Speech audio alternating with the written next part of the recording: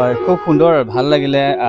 সঁচাকৈ এইটো অসমতে প্ৰথমবাৰৰ কাৰণে এনেকুৱা ধৰণৰ হৈছে ৰৌপেক্সত আৰু আপোনালোকে সামগ্ৰিক পৰিৱেশটো দেখিছে খুব সুন্দৰ এটা পৰিৱেশ আৰু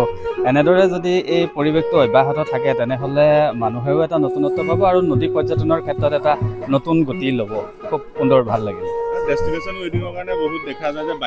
বাহিৰলৈ যায় উদয়পুৰ যায় বা ক'ৰবাত যায় আমাৰ অসমতে খুব সুন্দৰ সুন্দৰ ঠাই আছে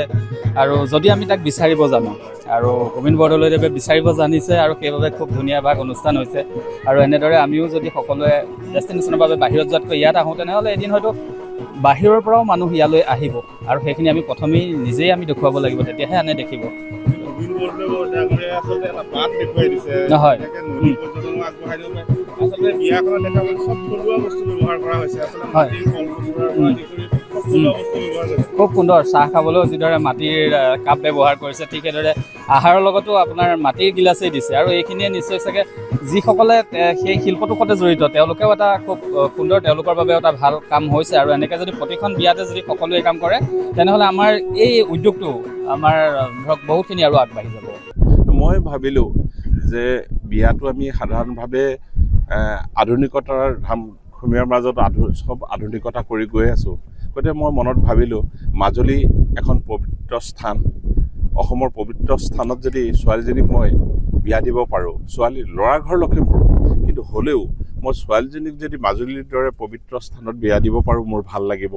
আৰু মই দ্বিতীয়তে ভাবিলোঁ যে আমি কিয় জাহাজত কৰিব নোৱাৰোঁ মাজুলীত ইমান ডাঙৰ ডাঙৰ জাহাজ দিছে গতিকে জাহাজত যদি বিয়াখন কৰোঁ ৰাইজক লৈ যদি ব্ৰহ্মপুত্ৰৰ মাজত পাতিব পাৰোঁ ভাল লাগিব আৰু এনে সুন্দৰ এটা পৰিৱেশত মই সেইকাৰণে এই পৰিকল্পনাটো কৰিলোঁ যে থলুৱাভাৱে থলুৱা নীতি নিয়মে পুৰণা ৰীতি নীতি যেনে কালি গধূলি গাঠিয়ন পৰ্ব হৈ গৈছে গাঠিয়ন আজিকালি ৰাইজে নপতা হ'ল আৰু পাত পটুৱাৰে ৰাইজক খুৱাই বুৱাই যদি আমি মাজুলীৰ দৰে পবিত্ৰ স্থানখনক আমি ৰাইজৰ আগত আৰু অকণমান আগলৈকে নি চিনাকি কৰি দিব পাৰোঁ নিজৰ ভাল লাগিব আৰু মই নিমন্ত্ৰণৰ ক্ষেত্ৰতো তেনেকুৱাই কৰিছোঁ যে মই সকলো কলপাতেৰে পিঠা পনা বান্ধি ৰাইজক নিমন্ত্ৰণ কৰিছোঁ যে কোনোবাজন আহিব নোৱাৰিলেও যাতে ঘৰতে ছোৱালীজনী বিয়াৰ নামত চাহ একাপ খাব পাৰে সেইটো এটা মোৰ মনৰ ভাৱ আৰু মাজুলীলৈ আহি মই এই শালমৰাত বিয়াখনৰ আয়োজন কৰি মই যি অনুভৱ লৈছোঁ ইয়াত মই নিজেই আচলতে কেইবাবাৰো মোৰ চকু পানী ওলাইছে এইটো কাৰণেই ইয়াৰ কাক অনিমন্ত্ৰিতভাৱেই ইয়াৰ যিখিনি থলুৱা ৰাইজ কালি এইখিনিতে এভাগ নামঘৰত মাতি নি ছোৱালীজনীক সেৱা কৰাইছে 120জন ভকতে তাত আশীৰ্বাদ দিছে এই পৰিৱেশ বেলেগত পোৱা নাযায় ভকত বিচাৰি য'ত হাহাকাৰ কৰে এতিয়া মানুহে ভাড়া দি ভকত আনে পইচা দি ভকত আনে তেনেস্থলত মাজুলীৰ ৰাইজৰ যিখিনি আগ্ৰহ দেখিছোঁ আৰু এনেকৈ যদি কোনোবাও আগবাঢ়ি আহে কেতিয়াবা যে মাজুলীত বিয়াখন কৰিম মাজুলীত আমি জাহাজত কৰিম বা কোনোবা এটা চাপৰিত কৰিম এই পৰিৱেশ অসমত পাবলৈ নাই ভাগ্যই মোক টানি আনিছে ভগৱন্ত বাসুদেৱে টানি আনিছে বুলি মই বিশ্বাস কৰোঁ আৰু মই সুখী যে মাজুলীত বিয়াখন পাতিবলৈ আহি নদী পৰ্যটন ক্ষেত্ৰ আগবাঢ়িবই কিয়নো আজিলৈকে অসমত মই শুনাত IWDৰ পৰা যেতিয়া মই অনুমতি বিচাৰিছিলোঁ তেতিয়া তেখেতলোকৰ পৰা জানিছিলোঁ যে অসমত এনেকুৱা ৰেকৰ্ড নাই যে জাহাজত বিয়া হ'ব পৰ্যটন ক্ষেত্ৰ মাজুলী এনেও পৰ্যটন ক্ষেত্ৰ আৰু মাজুলী এই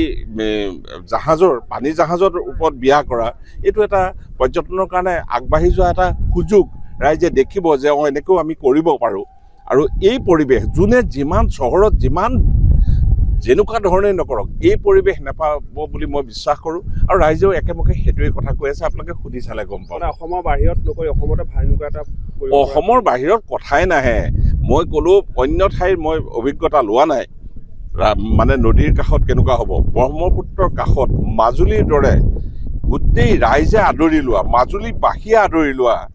এই যিটো কনচেপ্ট এইটো অন্য ঠাইত নাপায়